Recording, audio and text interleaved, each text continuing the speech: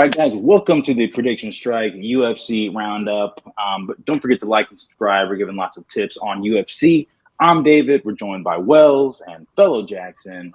Wells, take us there. Let's go. All right. So we're still without Grant for a little bit. He's off in Croatia having himself a time. So we're going to skip the overall recap for 2 weeks in a row. He's slagging us, but he's having a good time. So we're going to start off with the first kind of fight of the card that we find intriguing here, and that is Jake Hadley versus Cody Durden. Now, my prices are not up to date because I know Jake Hadley's price has soared from what it was, but it was sitting at $1.21, looking at an 18% minimum with a 23% max off of decision and finishes. Whereas Cody Durden is on the other side of that ballpark at $1.46, looking at a minimum of 12% to 17%. But I want to say David told me that I want to say it was $1.42 or something like that for Jake Hadley. So a massive kind of price increase there. So those gains are going to be a little bit different than when you initially saw. And that's typically how these things go, because once these people see these fighter discrepancies, they're just like, I got to buy it before everyone else does. I got to get as much value as possible. But I'm going to quit my yapping here and let David and Jackson really get it over to this. God, that pun's just going to keep going over and over for me. Yeah, with Hadley versus Durden, that fight specifically, I definitely see why Hadley is the favorite. You know, he's an exciting fighter, and whereas Durden is going to try to take him to the ground probably. He's got good striking, and it's going to be a real test for both of them. It's going to be a great test for Durden, the biggest one since Nascimento, but I got Hadley just as a good contender, as a good come-up pickup. I got him for sure. Yeah, I feel you on that. I think just rhythmic-wise, I like where this guy is at and where he's heading in his UFC career. Cody Durden, to me, is a guy that is tough, good wrestling, but kind of just plateaued and is just a little bit average to me. I got to choose my words carefully because I don't want to run into this guy in the street and just get taken down. But I think Jake Hadley is the better investment overall. And I think this was technically a short notice fight for Cody as well. And so I think Jake is going to have more of an opportunity to implement what his game plan is, a little bit more of a finisher, I'd say. Yeah, I'm going to follow exactly with what you guys are saying with that and just run the stream here and go with Jake Hadley. I think Cody Durden will probably put up a little bit of a fight, but I agree. He's just not the most intriguing prospect to me. I'd rather take the chance in him holding on to Jake Hadley and see where his future goes. Again, all respect to Cody Durden. Don't beat me up. All right, moving on to the next fight of the card we found intriguing, and that was Billy Quarantillo. Is it Billy Q? I'm just going to call him Billy Q. Next fight on the card, we got Billy Q. Billy Quarantillo, but Billy Q is pretty normal, yeah. True. Against Damon Jackson here. And the price discrepancies are kind of what I've said before. More than likely, by the time this pod comes out, they've changed a decent bit, and so your kind of potential increases or decreases could drastically change. So when I was looking at this and putting in the prices in, Billy Q was at $1.10, looking at a 19% base with a 24% max off of the overall kind of finish he could get. Then looking on the other side of that, you got Damon Jackson sitting at $1.39 with a 12% max. I mean, not 12% max, 12% baseline with a 17% max. But of course, prices will likely fluctuate before the fight. So you want to buy before everyone else kind of finds this value. Where do you guys see yourselves getting on this card and kind of the future, I guess, of these two contenders? Yeah, this is a hard one for me. I think, Damon Jackson has proven me wrong a couple times in the past. He is definitely a game fighter. I think in this one, Billy Q, to me, is just more exciting, more likely to get a finish, and he's proven himself. I think he had a little setback against I forget his name. He's really good at kicking, but he was really good at kicking against Billy Q and got the job done. But I think the value is on Billy Q at close to $1.10. He's someone. David, was that the Dan Ige fight? Is that how you pronounce it? Yes, Dan Ige. Yeah. Mr. Dan 50K Dan Ige. Yep. I'm gonna say Billy Q. For me, I think his price is really attractive. He's a finisher. He's game. Yeah, it's gonna be a fun fight though. I'm excited. Jackson, what do you think? Wells, can you hit me with the prices for the two fighters again? So it is $1.12. I just went and checked Billy Q's to see how much was potentially maxed into that. compared to Damon Jackson's $1.39. So your value is 100% with Billy Q on this fight in terms of how you want to play it on Prediction Strike. Okay. Yeah, that's surprising to me. I would have, if I had guessed, I would have thought Billy Q would be slightly higher than Damon. And I think, That's what I thought too. yeah, exactly. Like that's why I was asking. I was gonna go with Damon as a value pick here because my portfolio needs a little bit of saving. But but I got Billy Q for sure. I think he's got the cardio, especially if it goes to round 3. So I think it would be a surprise knockout somewhere in there if Jackson were to win against Billy Q. So I got him as well. I'm going to go against my usual Smart logic play. here for once and go with Damon Jackson, but there's only one reason I'm doing this, and it's not because I hate myself for going against value, even though I know I'm going to hate my portfolio for going against it. But I look at this and I'm like, I find it weird that perhaps it's terrible logic, but Billy Q's 2-3 in his last 5, whereas Damon Jackson's 4-1. So to me, I kind of look at that and I'm like, maybe that's too much a recency bias, but that's kind of where my head's leaning on this particular fight. I'm going to kind of follow the recent trend, and hopefully it doesn't bite a 20% chunk or more in my portfolio. Because I also want to say, isn't like Billy Q kind of like not the people's champ, so to speak, but like a lot of people really like him as like a fighter, are very entertained with him. I don't know. Maybe I'm reading Yeah, the wrong article. he's the crowd favorite for sure. Okay, word. All right, now moving on to our next fight in this card, we have Jeremiah Wells sharing my name along with Carlston Harris here. There's a massive price discrepancy here, but it's not really doing you any values for how you want to go about your portfolio. Now, if you believe that Jeremiah Wells is a true contender to some extent, $1.69 probably is not a bad kind of price point to buy him at, but you got to understand you're only looking at an 8% minimum gain with 13% max if he gets that finished, whereas on the other side of it, it's 91 cents per share with 28% kind of baseline if he gets that decision win, as in Carlston Harris, 33% if he gets that finish. So big kind of risk reward here for your overall portfolio. How do you guys really want to play this one out? Jackson, I'll let you go first on this one. Okay, yeah, I just think this is going to be a fun fight for sure. Wells is 4-0 in the UFC. Harris is on a 5-1 run. And I like them both, and I think it's going to be a great fight. But I like Wells in this one. I just like him better in the striking department, and he, like, not to mention against Semmelsberger, he was showing really good skills in the takedown department. So I'm going to go with Jeremiah Wells in this one for sure.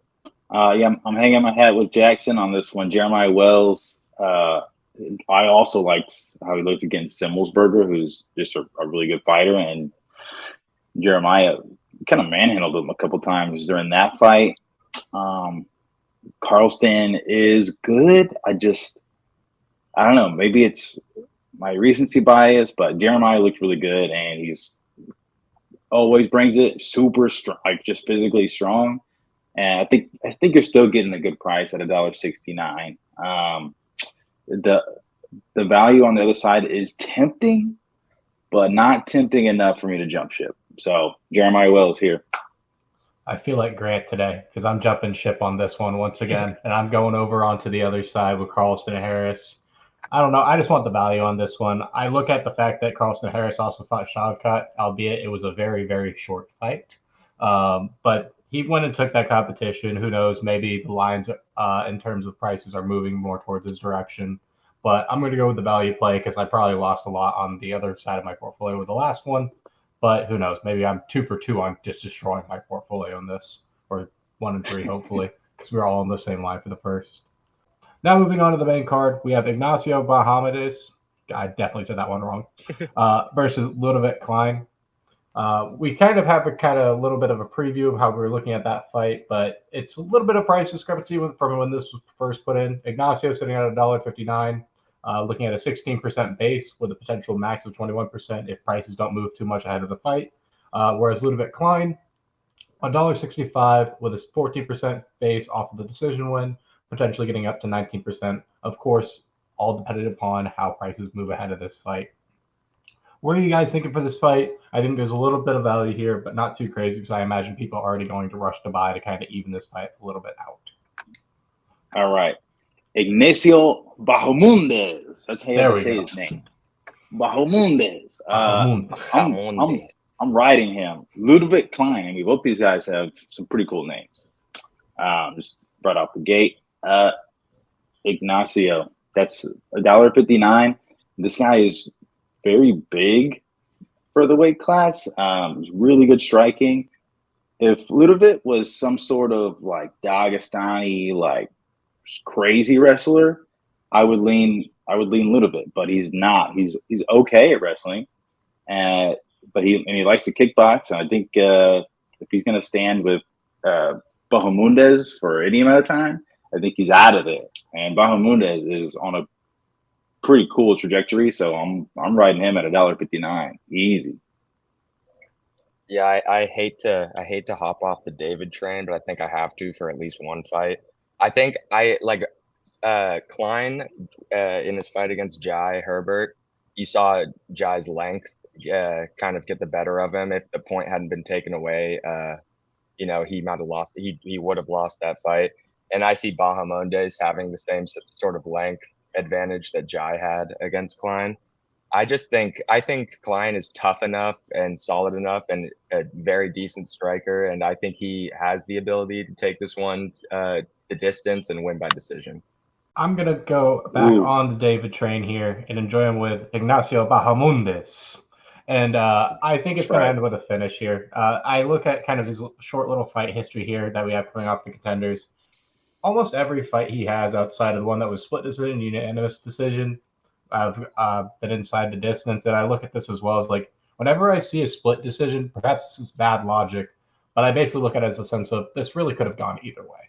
Like it really could have. So he could, just as much as he's 4-1, he could have been 5-0 in his last 5. So to me, that's why I kind of like going that way. I do kind of like going with the more stockier guy, I guess you could say, because I like to go more towards the wrestling side. That's why I'm a little bit like hesitant on the height discrepancy, because what is it here? 5'7" versus 6'3". He's got 8 inches on him. 6'3". Yeah, he's that's huge. So he definitely, I would say Klein definitely has him pound for pound stronger. Definitely, I would feel like that's probably the smarter way to go about that. But I'm going to follow David on this one. I like it, and we'll see if he gets that knockout finish that theoretically praying for a little bit here. He's got a low ending and finish. Yeah. He's got a low center of gravity. It's going to be hard to take him down for Klein. Fact. All right. We might have to do a gentleman's wager on this one, Jackson. I don't know what you're willing to put up, but I feel pretty confident on this fight. I'm willing to put up anything. I mean, I feel like you and Grant kind of disappointed the viewers with the outfit competition, so I'm down to revive that if you're down. He left me. Yeah, I guess he fled went to the Croatia. country. Yeah. David had something nasty planned for him. All right. Gentleman's wager. Say you down for the same picking each other's outfit. Yeah. Or do you have a better idea? Do you know my wardrobe? How do? Yeah, that's true. I guess I would have to send you an outfit. I'll bet you 2 shots of whatever liquor you want on the pod. Yeah. All right, done. Done. Liquor of choice, 2 shots. That's great. Yeah. It's gonna be like 2 shots of Rumpelmitz or something egregious. Yeah. All right. Wait, and now I'm like, oh, maybe I should pick something stronger.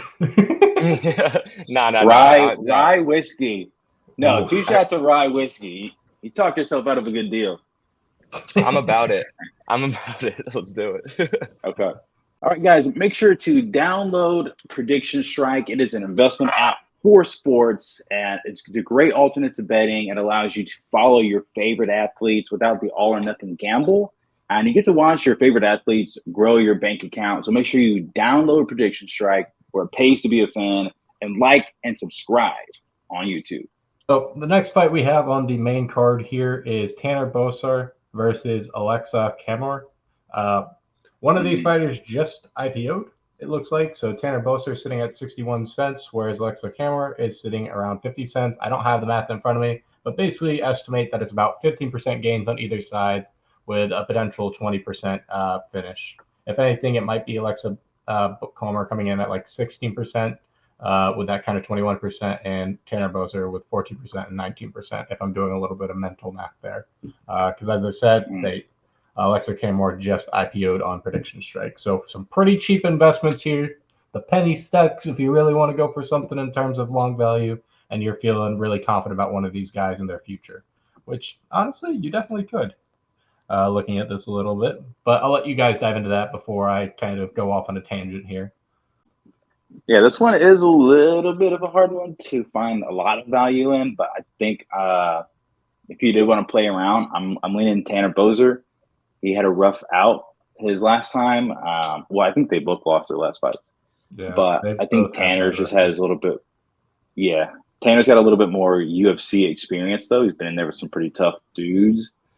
And I think he's going to be pretty motivated on this one. So, I mean, why not throw some flyer investments toward Tanner Boser? Jackson, what do you got? I think this is going to be a really low defense fight, which kind of gives way for some exciting things to happen potentially, like an early knockout or what have you. I also don't feel too comfortable making the perfect decision for this fight, but I would have to agree with you and Tanner Boser, and it just kind of seems like the fighter that's going to lose this fight is kind of going to be out of the UFC picture a little bit, so. I think I got Boser. Yeah, I'm playing the Grant role today, otherwise known as the devil's advocate here, and going for Alexa Camor here. So I don't know. I look at it, I'm like, Boser has had a lot longer of a tenure in the UFC. I'll admit that.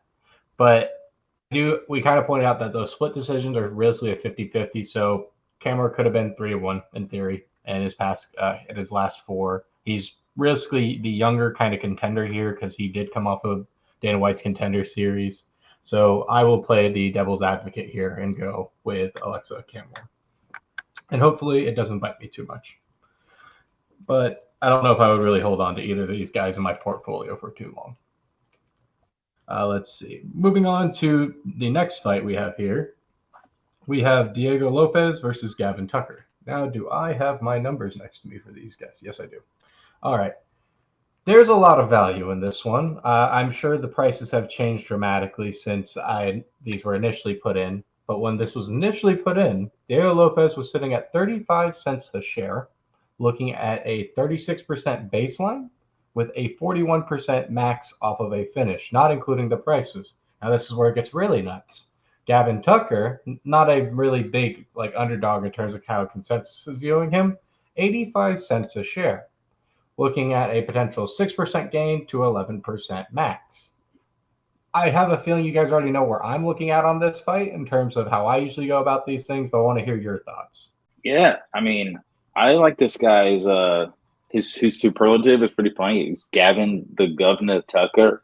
I like that. Which is hilarious. I think Gavin has fought tougher competition. I think he is going to win this fight.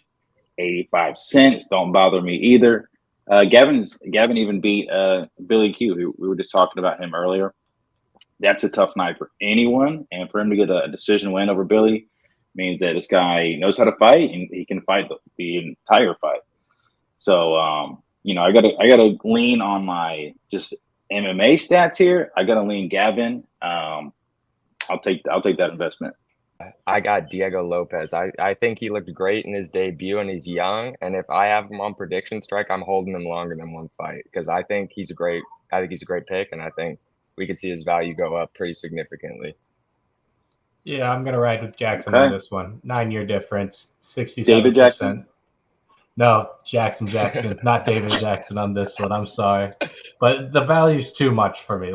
That's insane that you can get a 40% increase, and that's not even including people buying after you. I don't know. I'm gonna see what his price is at currently because there's no way that's still the same price. That's just too low. I mean, that is attractive. It is very attractive here. Let's see. He's probably at 40 cents now. 49 cents. So not as good as it once was. But it has went up almost 50% there. So I don't mind taking the investment risk over there overall. Now moving over to our next fight, and where hopefully we can all get in line. We'll see. We got Dustin Jacoby versus Kennedy Njoku. Hopefully I said that right. I'm terrible with pronunciation. So they're both sitting at the time this was recorded $1.15 a piece, with a 15% kind of decision win gain for both and a 20% submission or knockout game for both, depending on how this fight goes. In terms of how it's looked on PredictionStrike, it's seen as a flip of the coin. How do you guys see this fight going down? Jackson, I'll let you take this one on. I think those PredictionStrike prices pretty accurately reflect like how tough of a decision this is. Like, this is another really good fight. I think Jacoby, he's a boxer, and his last two fights, I don't think he's looked at the top of his game. Whereas I like the progression in Jacoby, and I think at first I was going to go with Kennedy just because I like the versatility of his skill set, but I'm going to go with Jacoby for some value here, just because I think as we get closer to the fight, Kennedy's probably going to go up a little bit more than Dustin is. I'm going to go with Dustin Jacoby. We're still not in agreement, man. Kennedy Nchukwu is on a tear, man. This guy is showing some real promise. Jacoby is a good kickboxer. I think he kickboxed outside of MMA as well. So it's going to be really competitive. Kennedy does have some submissions. He's so long and tall. I just think he's going to be able to out kickbox the kickboxer with his length. I don't think Jacoby's going to be able to get in there. And man, $1.24. That's looking good to me. I forgot what you said with the inside the distance.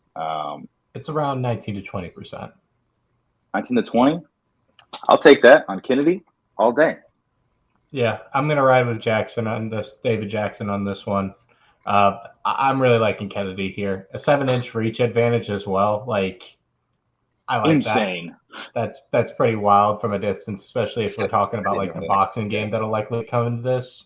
Like, I'm probably going to lean a little bit more towards that way. I don't think it's too much of a discrepancy from a pricing standpoint. So I think there's a little bit more value there. And we'll see exactly how that fight kind of plays out. I see. So I moving on to our next fight, we got Tatiana Suarez versus Jessica Andrade. There we go. So we got a bit of a price discrepancy here, but I'm sure there's already been plenty of movement on this because whenever anyone can find value, they're hopping into the market as quickly as possible.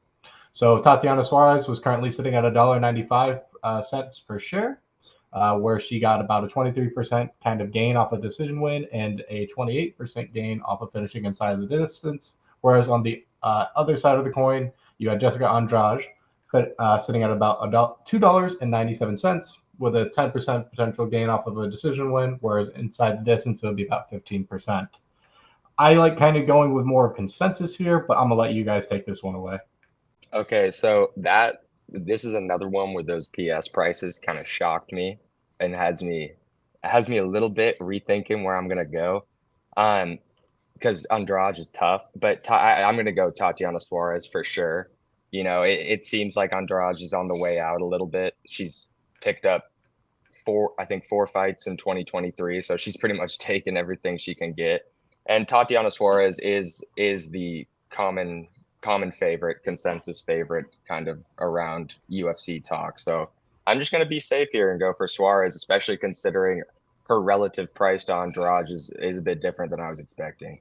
I mean, that's not a bad choice. Andrade, I don't know if she's on her way out. She's still beating tough competition and facing the toughest girls out there. I think she's had a rough schedule, man.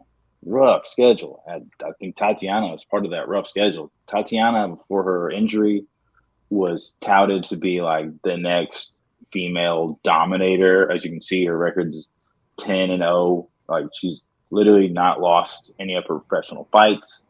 Had some time away, came back, looked great. I'm seeing her last two fights were against Erin Blanchfield and Jan. So yeah, you're right. That's strength of schedule there is pretty tough. Extremely tough. Like, Erin Blanchfield is going to be a future champ. Mm-hmm.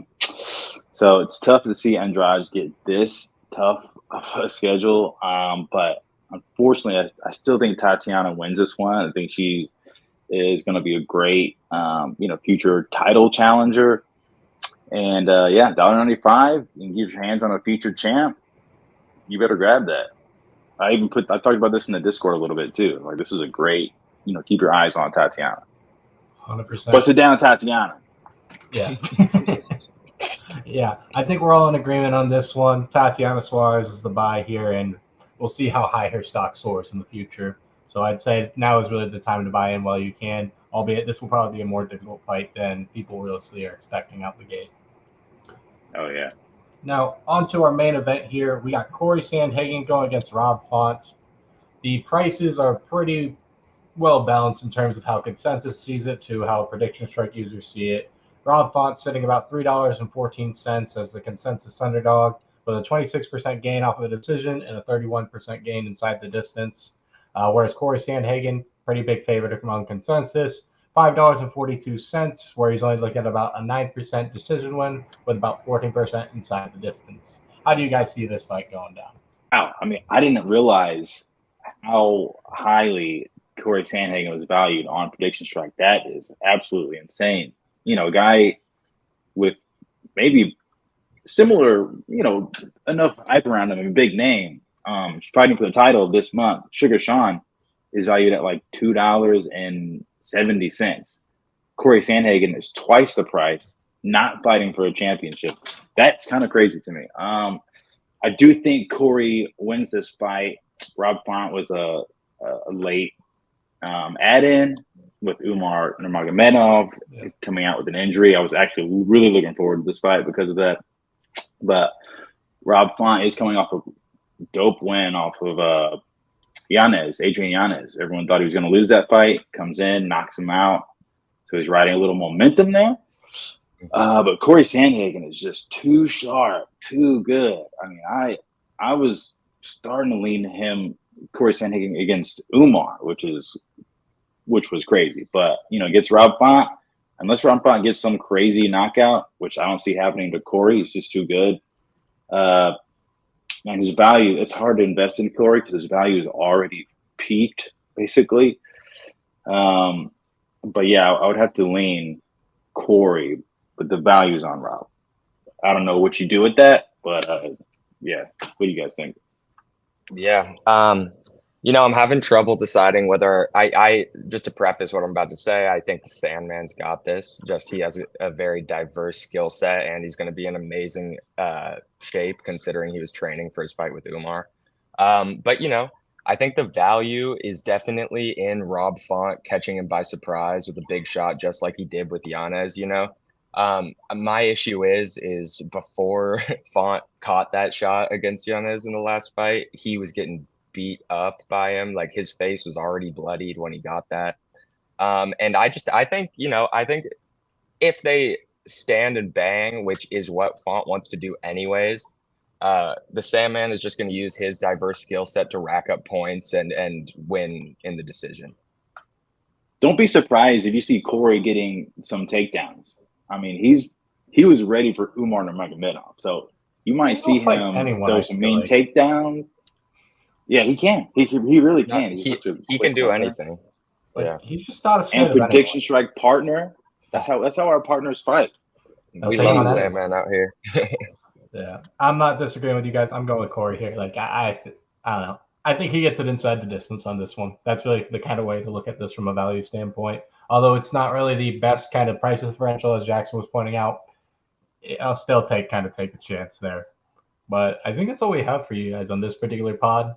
Thank you once again, David Jackson and Jackson, popping out here, giving us some views all the way from Hawaii. And yeah, thank you guys once again. We'll see exactly how those shots play out for the next stream and see who comes out on top. But until this guy's taking shots. Jackson's taking shots for sure.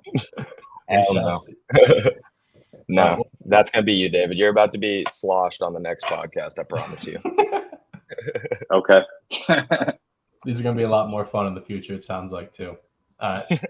I'll talk to you guys all later. Don't forget to like and subscribe, and also download PredictionStrike if you haven't already. If you guys have noticed throughout this podcast, there's some pretty big price discrepancies that you guys can actually make some money on. So, yeah, take advantage while you can. Peace.